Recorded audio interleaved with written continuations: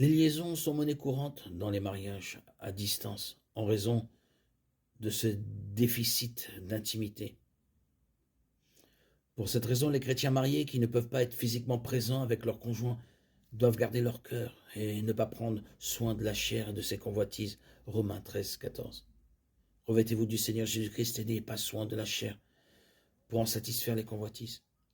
Nous faisons des provisions pour la chair lorsque nous attisons la flamme des désirs inassouvis et nous plaçons dans des situations où ces idées ne peuvent être satisfaites que par le péché en minimisant les occasions de le faire.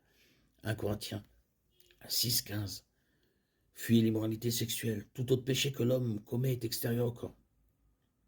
Mais l'homme impudique pêche contre son propre corps. Les chrétiens devraient évaluer leur relation à distance comme ils le feraient pour toute autre relation. Si leur relation n'est pas centrée sur un engagement envers Christ, ce n'est pas une bonne relation. Si elle ne crée pas chez chaque personne le désir de vivre une vie plus sainte, plus consacrée, ce n'est pas une bonne relation. Si les participants ne s'encouragent pas mutuellement à l'amour et aux bonnes œuvres, ce n'est pas une bonne relation. Hébreux 10, 24. Et veillons les uns sur les autres pour nous exciter à l'amour et aux bonnes œuvres.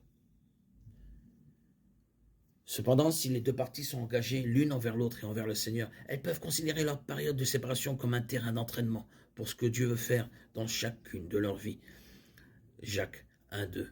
Mes frères, considérez comme un sujet de joie complète les diverses épreuves auxquelles vous pouvez être exposés,